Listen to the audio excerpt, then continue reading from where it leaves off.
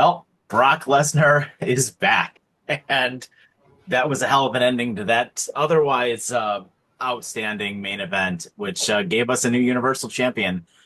Hey guys, welcome to the 716 Sports Entertainment Podcast. I am your host, Mike, joined by Mr. T. Reese and Mr. Sean O'Neill. And guys, the Beast is back. How we feeling? I never thought I'd see the day. I kind of thought he was done forever. with with everything that had been going on with the state of the WWE and the still ongoing fallout of Vinnie Mac and his grossness, um, I am kind of surprised to see Brock back.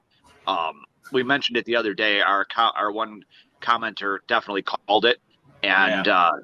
Props to you. it definitely put the seeds in our minds to it being a potential thing. And honestly, I'm much happier to see Rock with a B than Rock with a Dwayne. So much happier to see Brock than Dwayne. So I will take it. Obviously, TKO and WWE would not have brought him back if their legal team didn't think that there weren't going to be any repercussions. So I think the outspokenness of a lot of our friends on the IWC is unnecessary and out of line. But that's just my personal opinion. I mean, it's typical how they use Brock, isn't it? Just kind of thrust them into something. And that's kind of what they're doing to Brock. I don't know. I didn't see the importance of bringing him back, but okay, cool. Brock's back. I don't know what him and Cena are going to do, like a little rivalry all the way for the rest of the year or something. That's kind of weird that they chose Brock to do this, but I get it. Cena said it's one of his toughest opponents, blah, blah, blah, blah. Yep. But, I'm not the biggest Brock fan when it comes to wrestling alone. But hey, it's what it is. They shocked us with it. There was a lot of rumors saying that he was banned by TKO and all this other stuff, which apparently wasn't true. I don't know. Let's see what WWE's plan is with this. I'm very interested in what their angle is with him and Cena. Yeah. I mean, it's certainly a moment, right? And I think that's what they were going for. Like, I don't really want to get into like all of the lawsuit stuff and everything else like that. But I mean, he's back, and I hope that it's not just for a match with Cena, right? Like, I hope we get some other stuff out of it as well. I hope we get that Gunther match that everybody's been kind of clamoring for as well. And, whatever our other things we can kind of use him for. I would prefer to not like thrust him into the title picture, but, yeah, I'm very eager to see what SmackDown's going to be like this week when I presume that's where he'll show up, because I think that's where Cena's going to be next. So should be a lot of fun. So the rumors going around is that Cena specifically wanted him back so that way they could roll back Suplex City as one of his biggest rivalries. This was specifically requested by Super Cena. Oh. Yeah. I mean, you can't deny that Brock and Cena was a huge rivalry. Oh, no, I'm not denying that at all. It's just kind of weird. You lose the title, and you kind of just throw Brock in there. That's what I said. I just want to see what angle they plan on going with this. What was the whole point of it? I mean, isn't that how they usually use Brock, though? They finish up some big thing, and he just shows up and F5 someone. Well, that's what I said. Be it Cena. I mean, they just cram him right into something, and then you just wait and see what happens. Exactly. But, let's see. All right, well, let's talk about that main event, though. I mean, other than obviously the end of it as well, we obviously had Cody Rhodes, beating Cena in what I thought was an absolutely fantastic match. I mean, they went, more than half an hour. I mean, Cena played all of his greatest hits. Hit the avalanche triple, or what the hell is that move called? AA. The Avalanche AA, thank you, off of the top rope. Several more of them. Cody hit him with 4 crossroads and a Cody cutter through a table. Absolutely fantastic match. I think the street fight stipulation played to the strengths immensely. And, the final sequence when Cody gave him the salute, hit him with that last crossroads to put him away, I thought was just a perfect send-off. And I'm glad that there was no heel turn from Cody. I'm glad that there was no outside shenanigans in this match. It got what it deserved, and I think Cena got obviously I know there's still more matches to come for him, but I think he got the proper send off, and now he gets to ride off being a face, I think, which is what everybody wanted. The salute gave me feelings of when Shawn Michaels retired Ric Flair. Mhm. I don't know if you felt the same way, but it sort of gave off the same kind of vibes. The I love you to Flair vibes that I got from that match. I kind of got that here a little bit. I mean, I know it technically wasn't Cena's retirement match, but with it being a huge title match, it definitely felt like that. I think the fact that this was a street fight definitely helped make this match so much better than the WrestleMania one. Mhm. Being able to cover up any deficiencies in Cena's game, which honestly, I don't know if you guys have noticed it, but as each of these matches has gone on for Cena, he has been getting noticeably better in the ring again. And I don't know if it's just from shaking off the ring rust from having not done it consistently, but this was his best match since he was back. And it was violent enough. It lived up to its street fight name. And I think it was obviously the right call to have Cody go over. I am 100% happy we did not hear Fiend at all, and the Dwayne didn't show up because I'm not gonna lie. As we were sitting there watching it, I believe I told you that I was getting more and more nervous that a Yeah. certain boulder was going to show up. Yeah, I was waiting for The Rock to show up, honestly, because I mean, with the Seth Rollins thing that went down and stuff, I'm like, okay, what other swerves are they throwing at us right now? But I'm glad he didn't show up. But that was probably Cena's best match since the Attitude Era. I mean, at his age, and he's able to keep pacing. I mean, he did a great job. I mean, he took bumps that I didn't expect him to take, Yeah, and he put his body through hell. And we all know, you know, once you get a little older, you don't heal as quickly. So I know he's feeling it today. But I mean, it was a great match. I mean, I can't argue. It was a fantastic match. I did like a lot of the callbacks. I mean, you're right about the Shawn Michaels thing. It wasn't as dramatic as the Shawn Michaels was. Like dramatic, like the Shawn Michaels one, you felt it. Like you felt really bad for Rick. I mean, Ric Flair took a beating in that match, and yeah, like, Cena didn't like. It wasn't one sided. It was kind of like even all the way through. Mm-hmm. They did the Shawn Michaels one. I mean, you just like Ric Flair. Right, stay down, dude. Stay down. I know they were alluding to that, but that was pretty cool. He saluted them, finished them off, called it a night. But yeah, it was a great match. I mean, I didn't expect that match to go in that direction. The way it played out, I didn't expect that in a million years. I was happy and really surprised. So Sean and I kind of already broke down night one yesterday, but did you have anything in additional you wanted to say about night one, about the cash in, or anything else you wanted to add, Reese?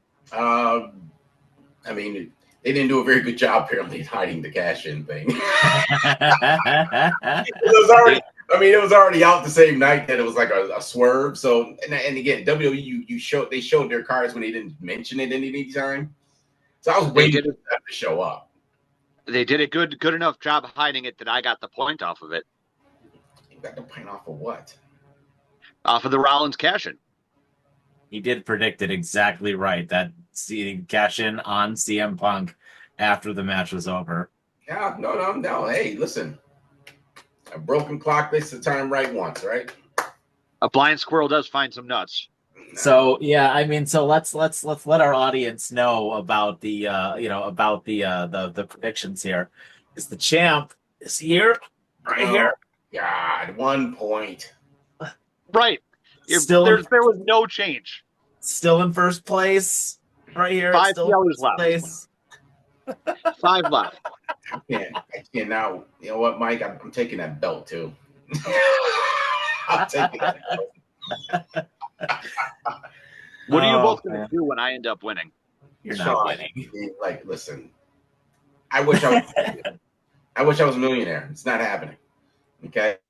Oh man. All right. So let's get right into it then. So the opening match of the show was the women's triple threat for the WWE Women's Championship between Naomi, Rhea Ripley, and Io Sky. And this match was a lot of fun. Naomi's entrance was pretty cool. I didn't know her dad was a musician guitar player, and he kind of played her down to the ring, which was really cool.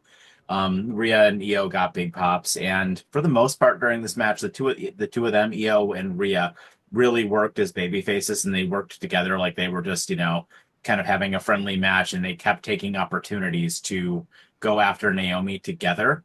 And then, it wasn't as good as their Evolution match, but it was a solid match. And the finish saw Rhea Ripley hit a riptide off of the top rope onto Io, attempt to go for the pin when Naomi pulled her off of Io, and rolled up Rhea for the win to retain the women's championship, as we all kind of called it. Yeah, I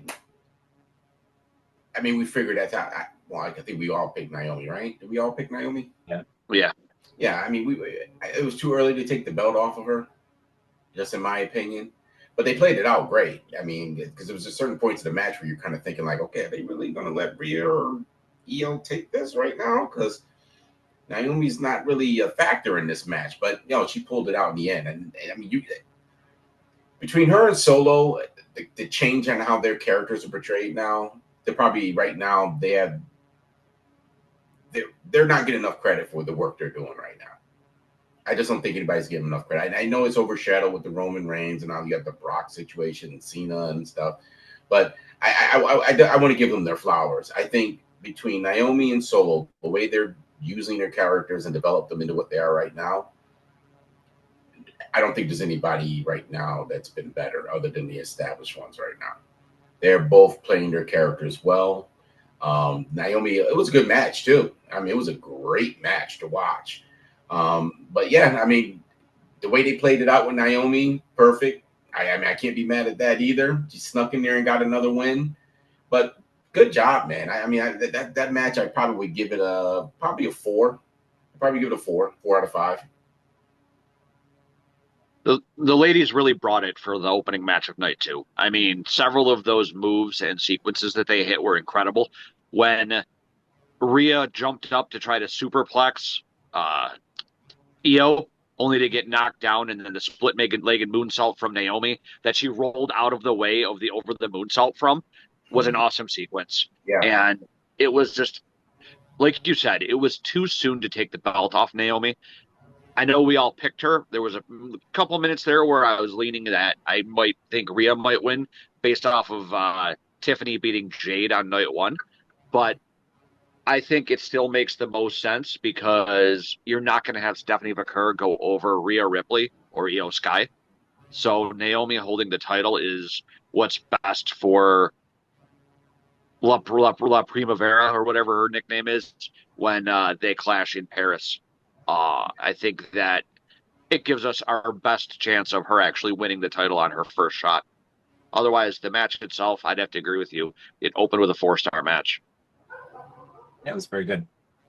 The second match on the card was the crazy, just absolutely nuts TLC match that had a million spots in it, and I don't even want to. I can't even go over all of them to do it justice. It did obviously see at the ending sequence with the Wyatt Six retaining the tag team titles, which none of us had picked. I was on the fence about it when we were going through it, but this match had a million spots in it. I just go watch it. I mean, seriously, of all of the matches on SummerSlam weekend, this one was just chaotic. It was absolute insanity.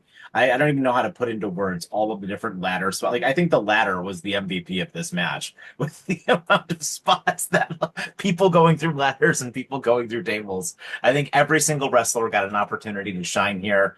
Some of the individual partners came out, B-Fab, Candice LeRae, and the rest of the Wyatts all got involved as well. So, yeah, absolutely outstanding and just nuts. Can I say, first off, RIP Candice LeRae? That was an absolutely brutal shot to her leg that she took when she fell off the ladder to the outside of the ring. Hopefully, I haven't seen any news about it, so hopefully she's all right, but that did not look pleasant.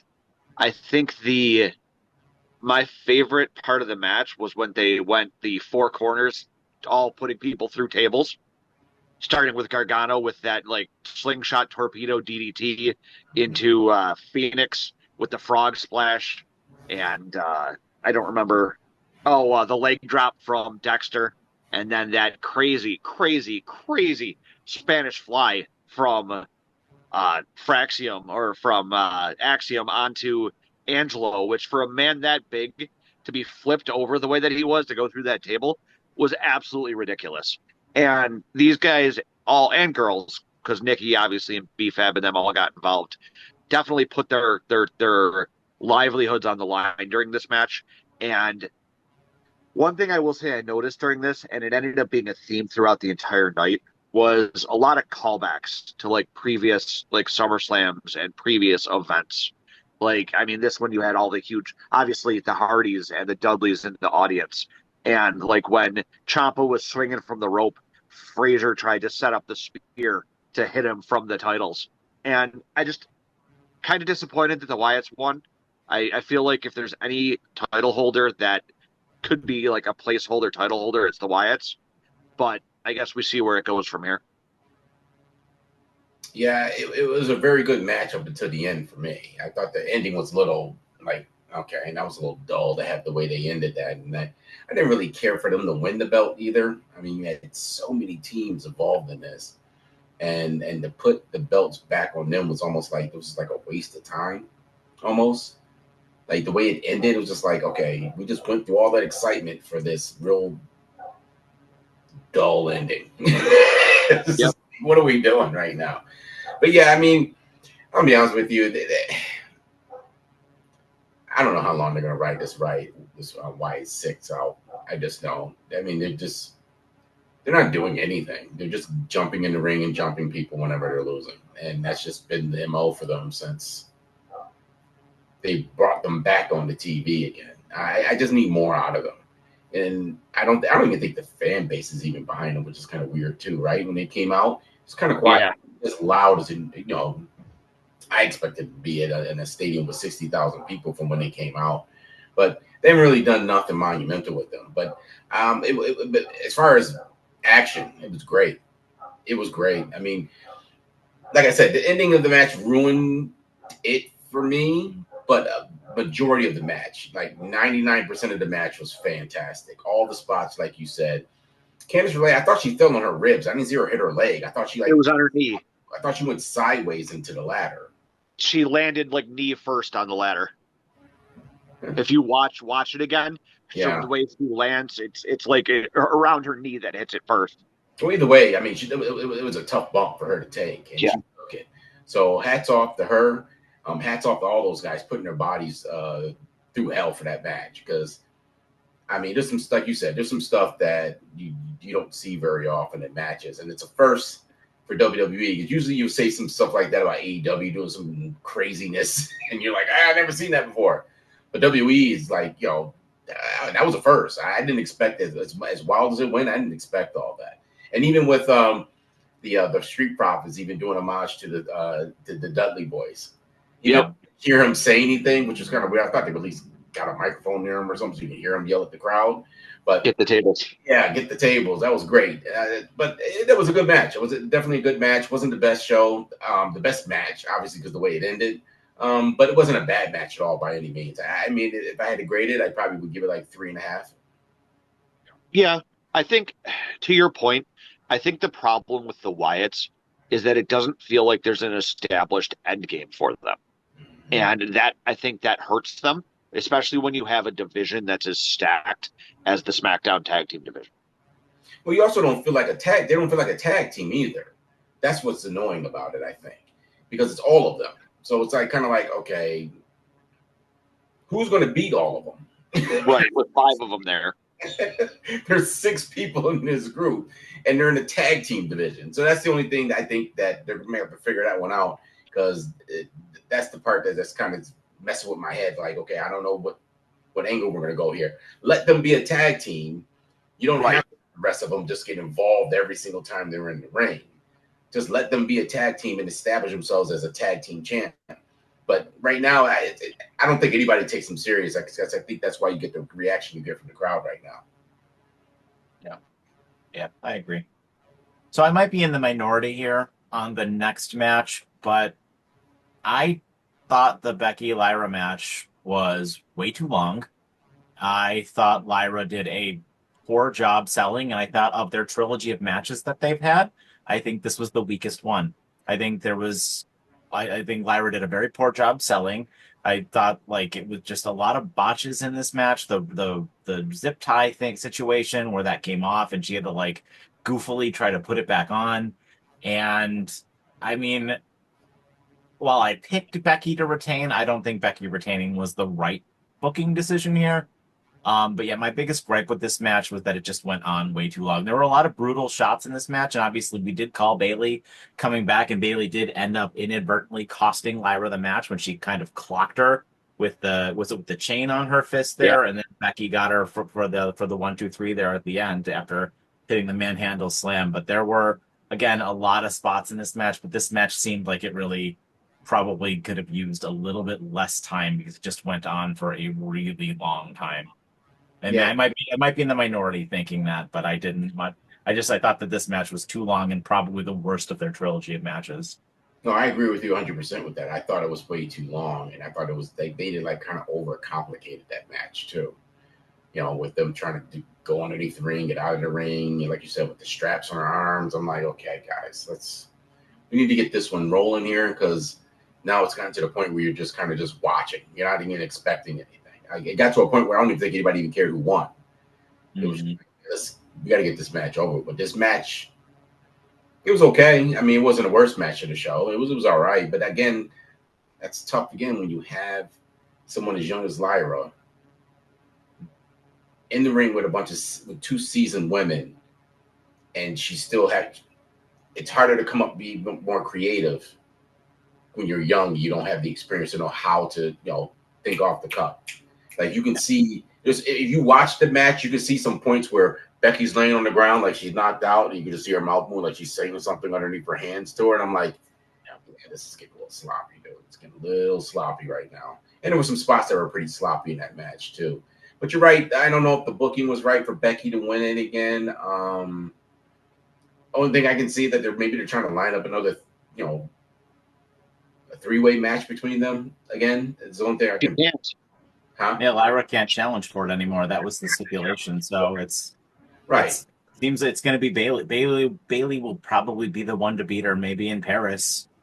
Well, that's what I'm saying. I think you line up another match between Lyra. You may include Becky again in that. So who knows what angle they're going to take? But I mean, I'm sure they'll come up with some cockamamie reason to get her involved in that storyline again. Because what do you do with her now?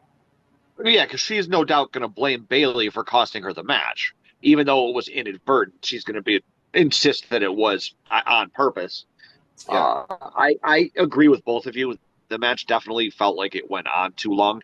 There was the whole segment with the zip ties was just, they should have called an audible when the thing broke, and like I think they did in the steel cage match. And just, if I had to rank this one, I definitely put it towards the bottom of the night 2 matches. That's not saying it was a terrible match. It was just not as up to par as their previous matches have been, because they've put on fantastic matches throughout this rivalry. And I think that Lyra maybe was a victim of having never worked an Extreme Rules type match like this before. So I think that might be why she wasn't selling as well, because she's never been in a match like this, as far as I know. Wasn't her title match with Becky when she was in NXT, wasn't that an Extreme Rules match? No, I believe it was just a regular match. I don't remember. Because they were friends at that point. I don't remember. And so I think it was a regular match. And so I was the only one who picked Lyra, I think, to win here, because honestly, it would have been the correct booking decision. But obviously, it looks like WWE wants to go the route of Bayley taking the belt off her. I don't know if it's to reward Bayley for everything that she's done and for missing both, technically, WrestleMania and SummerSlam, that she's going to be the one that gets to take the title. And you know what? I'm all for Bayley taking it, because Lyra, no doubt, will take it off Bayley at some point. Probably. I think it's pretty insane, too, that you don't have one of your top women wrestlers on 2 of your major PLEs. Well, the one she was injured for, right? Huh? Wasn't she injured for WrestleMania? No. They just cleared her out. It was like a last-minute thing, remember? It was like... just to do Becky's return. Yep. So, yeah, I mean, I think it kind of sucks for Bayley. I think she definitely deserves, but she deserved to win it at a major PLE, though. I mean, not just like some Saturday night main event crap that they're in. I don't know if she wins it in Paris. I mean, she could. I mean, they got to do something for her because I think that she's been a good soldier for them for a while now. Oh, that women's division revolved around Bayley for a while with damage control and all that. So the next match was, of course, the steel cage match between Jacob Fatu and Solo Sikoa for the United States Championship. This match was another one that was kind of a little sloppy at times, and the ending seemed like it was really lackluster. I mean, these two guys definitely have a bit of chemistry, but Sean, I know you had made mention that you feel that this is going to set up perfectly for a Hell in a Cell match, so I'll actually kind of let you take it away because I know you had some opinions on this one. So I believe both of you guys picked Fatu for this one, right? Yes. So the main reason I picked Solo for this was because exactly what you just said. That if there was a rivalry that was perfectly set up for a Hell in a Cell match, when you have Solo with his entire crew of Wild Tongans, the fact that a Hell in a Cell keeps all of those guys out of the ring, and it's the perfect way to finish a blood feud like this is turning into. Put it in a cell, let these guys beat the hell out of each other. Hopefully Fatu puts Solo through the cell. We haven't seen that in a while. Or maybe does a moonsault off the top of the cell, kills somebody. But I think that, I mean, this, like I said in the Lyra match, they should have audibled with the whole zip tie thing, like when the tall Tongan, what's his name, Tala, handcuffed Fatu there. That obviously didn't work the way it was supposed to, considering that the handcuff immediately snapped on them. I can't imagine that was the plan. And I do agree with you, Mike. The ending did feel a little bit lackluster with the way that Solo kind of just rolled out of the cage. But it gets us where we're going, and I think that I'm much like my prediction of Alexa and Charlotte and how they were going to book that out. I am booking this one to be finished inside the Devil's Playground. Well, they got to figure. I still think they need to add a third person for Jacob. I think that they need a third person over there for that group because now it's at the point where like it's completely unrealistic. Because like at this point, technically he should never beat him ever, considering the way they're allowing the matches to go. Yep. And I think they need to add a third person. I was waiting for what's his name? Who's the other brother that's supposed to be coming? Tama. Yeah. Zilla. Or Zilla. I was waiting for him to show up at some point, like, lights go out and he just shows up in the arena. But I don't know what their plan is with this. I'm pretty sure they're going to ride this storyline out, but at some point, doesn't this storyline cross with Roman at some point? Not necessarily. I don't think so. I think Roman's kind of deeply entrenched with Seth right now. Yeah. But don't forget now, Solo ran into Seth too. You can't forget that. And I don't know. I think WWE is going to forget that. Yeah. Yeah, you're right. They probably will act like it never happened. But I'm very interested in what their plan is with this going forward to keep it interesting. But you're right. They could probably do a Hell in a Cell, maybe at the next PLE. But they definitely got to give a third person to Jacob, I think. Just you don't need four, just a third, add one more person in there and just kind of, have a group against a group. I mean, they're doing that with every other storyline almost. So you might as well go ahead and throw one in there too. A third person at least makes it more realistic, trying to fight off as big of a group as the MFTs are. Yeah. Yeah. I would agree. Oh, there's one thing I do want to say. The MFT, I don't like the way they're portraying them. They're portraying them. They're supposed to be like imposing characters, and they're just like a bunch of goofballs. They are. Yeah, I was thinking the same thing when I was watching it. Like Jeff Cobb has got to be like, what the hell am I doing here? Like, why did I come up to sign up to basically be a comedy character? He has in the law firm. Has he said a word since he's been in WWE? I don't think so. He's had like 3 lines. What are they? He said something to Jacob back at the beginning about how he didn't like him. Remember when he was talking to Solo in backstage. Does that really count as talking? Like, I think he just kind of said something like offshoot, like, something was going on. I don't like you. It was. I don't. He was talking to Solo backstage. He hasn't had he hasn't cut a promo in the ring though. No, he hasn't said 2 words, which is weird. You joined this group, and he still hasn't said anything. So I don't know. He does look. I don't know. Dude, he looks like he doesn't even fit the group, right? Like he shouldn't even be there. And technically he shouldn't be because he's not related to any of them. So that's another thing. So Is he even Samoan? I don't know. I think isn't he? Right. Is he Native American? Is he Native American or Mexican? I have no idea. So he's a fake Samoan. He's a Samoan. God. Faux Moan. So this led us into the last match before the main event, which was for the Intercontinental Championship between Dirty Dom and AJ Styles. And I thought the callbacks in this match were really cool. This was the shortest match on the card. It only went about 10 minutes, but it was really cool seeing the way AJ came out in the lowrider with his son, dressed exactly as how Dominik was when Dominik was a wee lad, and, all the callbacks to Eddie that were in this match. And the way I love that chair spot as well in this match when when the referee's back was turned, Dom hit the chair on the ground just like Eddie did, and then threw it to AJ and fell on the ground. But then AJ kind of was like, "Oh wait, I'm going to put it around my neck," and then he fell to the ground to just do that. And the referee's like, "I don't know what the hell happened." And then it was really really just enjoyable. And the match ended when Dom smartly unzipped his boot and AJ went for the calf crusher. And the boot came off. Dom hit him in the face with it when the ref's back was turned, and Dom retained his IC title, as I was the only one to call.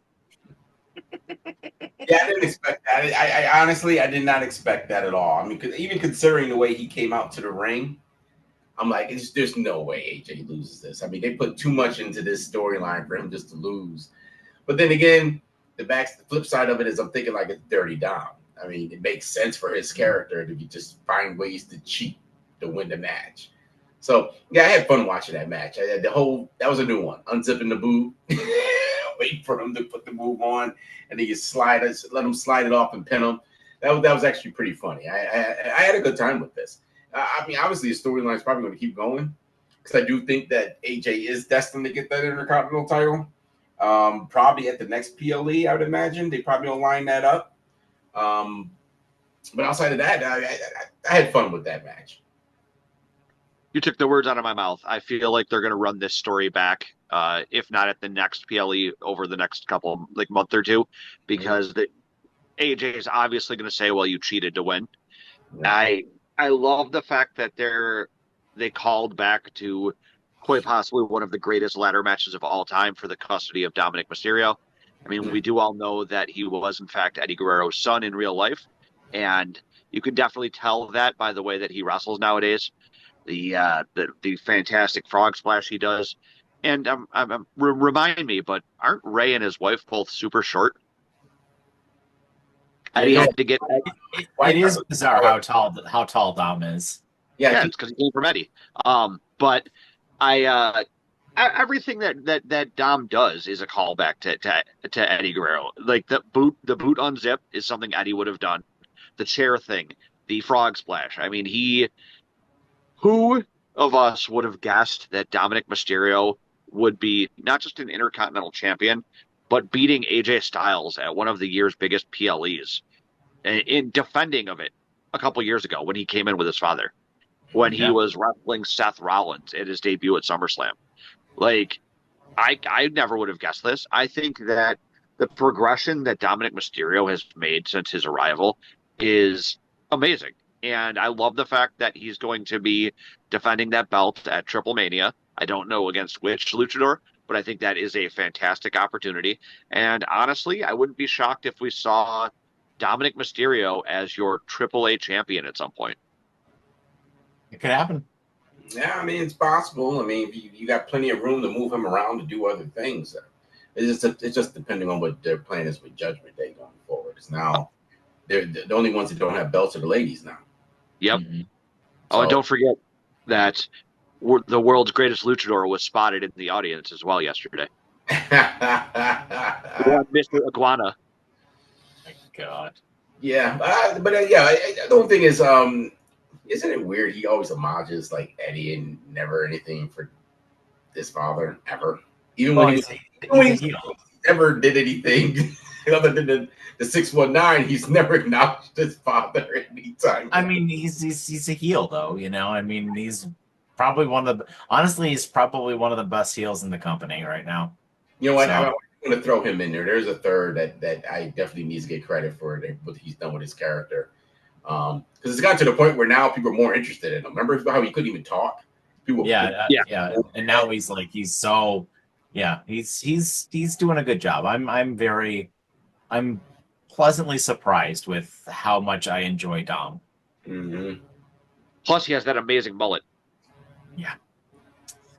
So that was SummerSlam night too. So what do you guys think? What's your overall reaction, and how do you feel about everything going forward? And I have to step away for 1 second, but you guys go ahead. I thought it was this is a rebound they needed. All right, because we were saying desperately that they need a PLE that really shines. We were a little hesitant on how they're going to handle, 2 nights of SummerSlam. They handled this way better than they handled WrestleMania. Yeah. It was shocking to me that it shows that they can do it when they want to.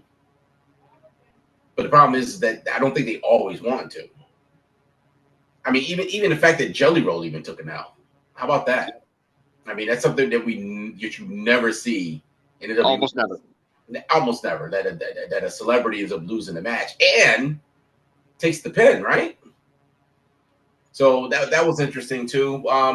Listen, I thought the bookings were okay, I thought they were okay at first, but then when the show started kicking in on night 1, I'm like, okay, I got something to grab a hold of here. Now I can't wait to watch Raw tonight. Yeah, I think you're 100% right. I think that this show was better than WrestleMania as a show overall. I think that it was. We've been talking about how difficult it's been to watch Raw and SmackDown lately because everything feels like basically the same. Mm-hmm. Like it doesn't feel like they're adding anything new. And I think part of that is just fatigue from how many PLEs they had so close to each other. And I don't think they're going to have a draft anytime soon just because the way things are. But I think that that SummerSlam as a whole is just the kind of soft reset that they needed. So, like, their main stories got a shot to the ass for this, and the other stories ended. And I think that going forward, I think we're in for a hell of a fall in the lead up to Survivor Series. I think Seth Rollins' reign of terror is going to be absolutely incredible on Raw. I cannot wait for Raw tonight because him, like Mike and I talked about when we talked about night 1, just that visual of him standing there dropping the crutches was just such a fantastic visual. Kind of like in night 2, that visual of Cena coming up from under the ramp with Cody on his shoulders. Like, tell me that wasn't just a fantastic visual. And I think though that we get our soft reset, and both Raw and SmackDown this week should be real interesting watches to see what we're going to be doing going into Paris and going into the fall. I think SummerSlam as a whole, I would give it probably 4.5 stars. Yeah, I would agree. It was a good show. I had a lot of fun watching both nights, and I don't really get all the hate that this show was kind of like getting. And I'm certainly not. I don't think it needed to be 2 nights because I definitely could have cut a few of the matches off of this show. Like I could have gotten this down to 8, and I would have been okay with it being 1 night. But I get it. Like I get the money thing, so I'm perfectly okay with that. So. Well, I don't know if I could have cut back on some of the matches. I think all the way they played it out and the way they booked it, I think it worked. There's some matches I would remove. Like I don't think the Sami Zayn match. Yeah, that was the first one that came to mind. Yep, that didn't need to be there. I probably would have changed the booking under tag team, the TLC match. I do think that Damian Priest and Aleister Black probably should have replaced the the match, the Sami match.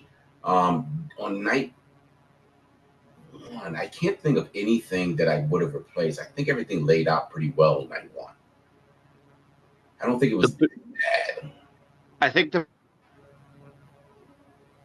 is Sammy and Cross, especially if you're going to have Cross get beat again. That doesn't need to be on a PLE.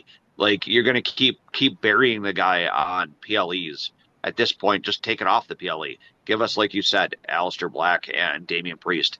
Give us, I don't know, a Cardi B performance, like, who was allegedly the host of SummerSlam, who we saw once. Anybody else forget that she was even supposed to be part of SummerSlam? I mean, we seen her in the crowd. That was it.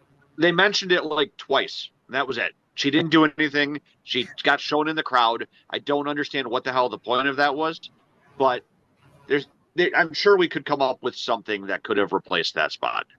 Oh yeah, I agree. But I definitely Julia. Outside of that match, that's probably the only one I probably would swap. I would put the Aleister Black and Damian Priest match in place of that one. They could have did that on SmackDown. Honestly, but the way it ended too was like, yep.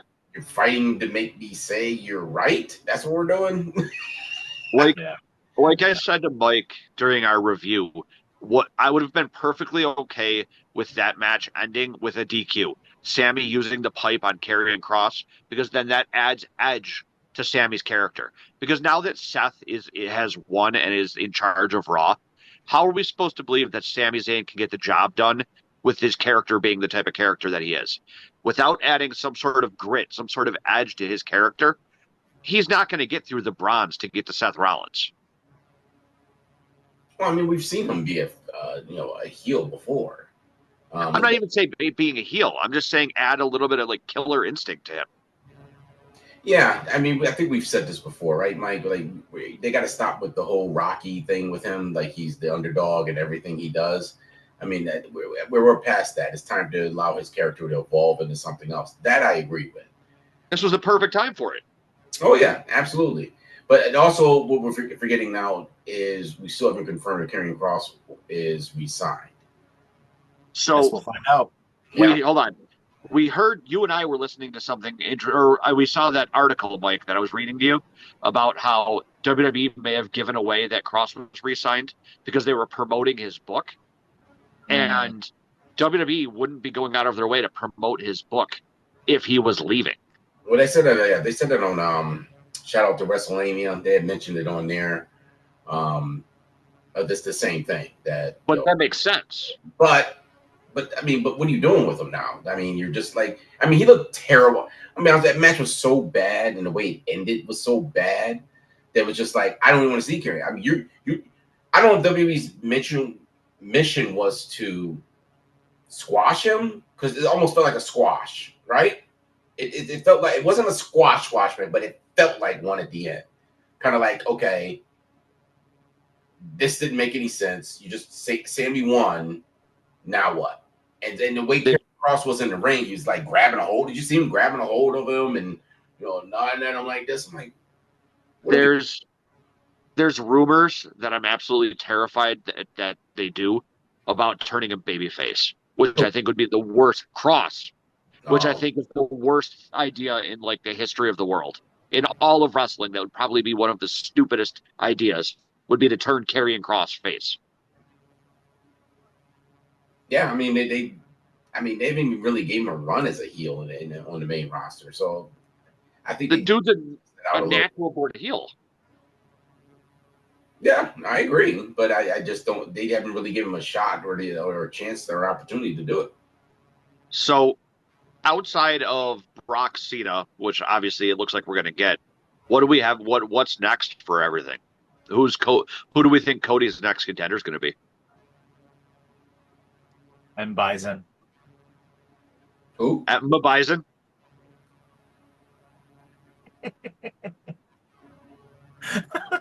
Do we think it's Drew? Probably.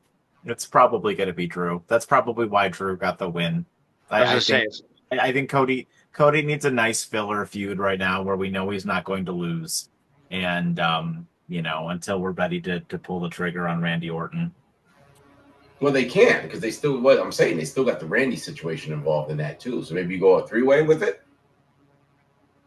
No, I don't think so. I think Drew can go on to Cody. I don't know. I don't know where you go with Randy yet, but I mean, I think Logan Paul and Jelly Roll are going to have a singles match down the road. Well, don't forget now, Orton lost to Cody, right? Mm-hmm. He also lost to Cena. Yep. Mm-hmm. And Drew has been on the losing streak up until that PLE. And Orton and Drew have crossed paths already. So, I mean, it only makes sense to possibly even line that up for a three-way match. And we get a number one contenders match between Drew and Randy, with Drew winning. Yeah, I mean, you could do that, or I mean, or you just like I said, you turn Randy heel. That's going to happen, just not for a while. Yeah. Yeah, I just feel like it's too soon to turn Randy heel at this point. I'm going to be honest with you. You know what? All right, before we get off of here, you know what? I was thinking that they're going to bring back Evolution. But with who? Randy. No, Randy turns face, Cody turns face, and they're going to be heels together, like they used to be. A throwback to what they were. No, they weren't. They weren't Evolution. They were Legacy. Legacy. That's right, Legacy. With Ted DiBiase Jr. Oh no! Wait a minute. Yeah, you're right. Legacy, right? With Triple H. Evolution was Flair, Batista, Orton, and Triple H. Yeah. Legacy was Cody Rhodes, Randy, and DiBiase Jr. Yeah, so they're doing a lot of throwbacks lately, like a lot of callbacks on a lot of stuff lately. So I wouldn't be surprised. Don't be shocked that they do something like that. If they team up again. Yep. Yeah, I guess I could see that. I think that the only other option, and if the rumors that were going around are true, is that there were a lot of people backstage who wanted to give Aleister Black a Damian Priest style push. Mm-hmm. And I wouldn't mind seeing him get vaulted to the main event scene. I could see him going after Cody. Especially with him being the quasi, like, middle of the road hero and villain that he is. And they could, honestly, if WWE really wanted to, they could tie into their feuds from outside of WWE as well. Considering as Aleister Black was one of Cody's last feuds before leaving AEW. Yeah, I can see it. And I'd be behind. I could get behind that. I think that would be for a fun mini feud, something just to get us through to like Survivor Series. And honestly, I wouldn't mind Survivor Series being going back to a champion versus champion match, seeing Cody versus Seth again. Yeah, the more I think about that, though, the more I don't think that they're going to do that, because I don't think they want to beat either one of them right now. Oh, you don't think either of them to lose? No, I don't think they'd want. I don't think they want to beat either one of them right now. I think Cody's going to hold the belt until WrestleMania. Rollins will probably also hold the belt until WrestleMania. I know that that's April, but I see zero circumstances where either one of these guys loses that championship until at WrestleMania at a minimum. Both of them are that high caliber of stars. I agree. I think that Seth loses it to either Braun Breaker or CM Punk at Mania. Yeah. All right, guys. Well, that was SummerSlam Night 2. Let us know what you guys thought in the comments down below. Did you enjoy the show? Was there any, besides the Lesnar thing, was there anything else that surprised you or shocked you? Well, let us know what you guys think. And as always, hit that like and subscribe button. We really appreciate it. And with that, have yourselves a fantastic evening and take care.